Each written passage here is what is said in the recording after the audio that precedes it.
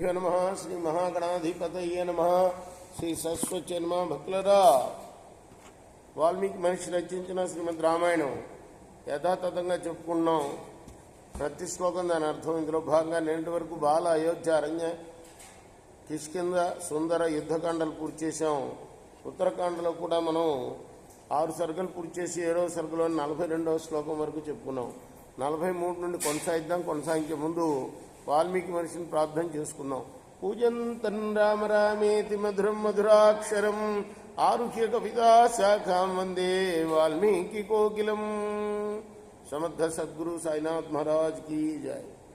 తత్శిరో రాక్షసేంద్రస్య చక్రోత్కృతం విభీషణం పపాత రుద్రోద్గారి పురా రాహుశిరో యథా. చక్రం చేత ఛేదింపబడిన ఆ రాక్షసుడు ఎవరు? వాడు మాలి కదా. ఆ రాక్షసుని భయంకరమైన శిరస్సు పూర్వం రాహు శిరస్సులాగా రక్తం కారుతూ కింద పడింది. తత సురై సంప్రహృష్టై సర్వప్రాణ సమీరిత సింహనాదరవో ముక్త సాధుదేవేతి వాదిభి. ఆ తర్వాత సంతోషించిన దేవతలు, దేవా బాగు బాగు అంటూ చాలా బిగ్గరగా సింహనాదం చేశారు. మాలినన్నిహితం దృష్ట్వా సుమాలి మాల్యవానపి సబలౌ శోక సంతప్తౌ లంకామేవ ప్రధావితౌ.